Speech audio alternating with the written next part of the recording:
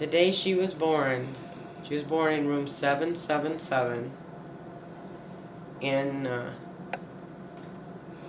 one of the hospitals in Chicago for preemie babies. When she came out here, she was always in my boots, her basketball shorts, and a t-shirt, and runs down to see Rye. The first thing she does, right out the door, every morning, all day long. You want another one? Gabby lives in Albia, Iowa, on a farm with a couple horses.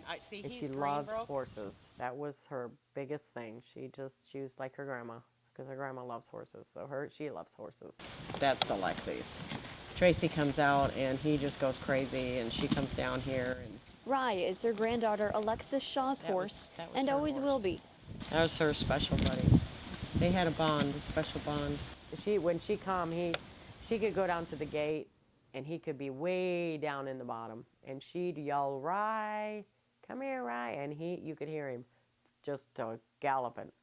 He full force run up that hill, just to be by her. It was a family reunion replayed on her grandparents' farm countless times. She called and asked me, "Grandma, how's my horse, Rye?" Which was always on her mind. And then she asked me if she could come and stay. And the week that this happened, the weekend this happened, she was going to come and stay with me the night. But it was a visit Lexi would never make. She was killed in a drunk driving accident, along with 2 other Missouri teenagers. Tracy called me. I just got home. I was sitting at my kitchen table when I got the phone call, about 4 o'clock, so. Lexi had turned 15 just days before. Well, there's 3 children that can't go home. We'll never see them again. You can't hug them. You can't kiss them. You can't tuck them in. You can't see what they became as an adult. I mean, how fair is that? They can't even graduate high school. Lexi's sister, 16-year-old Angelette Pogue, was also in the truck. She was in critical condition, in a coma for weeks, and doctors weren't sure that if she pulled through, she would ever be herself again. My daughter never left that hospital until Angie came home. Upset when we had to go down to Alexis Memorial.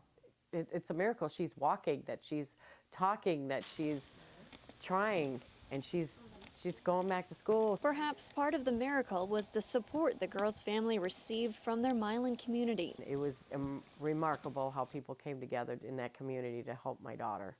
And I really would just want to thank them, because she really needed it, and she still needs it. And while Gabby is thankful for all the help her family has received, she knows what happened could have been avoided. My message is, parents, please make sure your children are where they're supposed to be, and not out drinking and driving, not out partying, not out in the car with someone that is irresponsible, that is going to hurt your child or hurt your grandchild. Because this could be you. You could be in the same spot that I'm at, or my daughter's in. Losing a child or losing your grandchild is the worst ever. Are you ready? And it's not because of natural causes.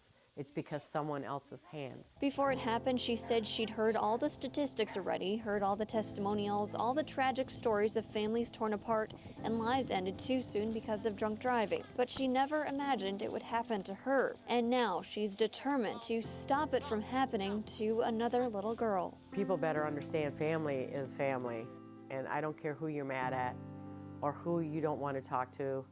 You better talk, because tomorrow it can all change. It can change in an instant. And this is what Alexi used to do. This was her chore.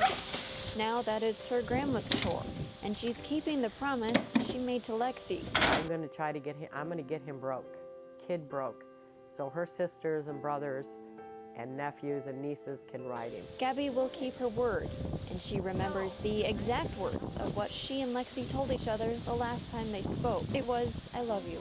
We always say that, because that might be the last word you ever hear. So that's what you always say when you say goodbye to someone. You always tell them you love them, no matter what. He would follow her down that hill. He would follow her anywhere.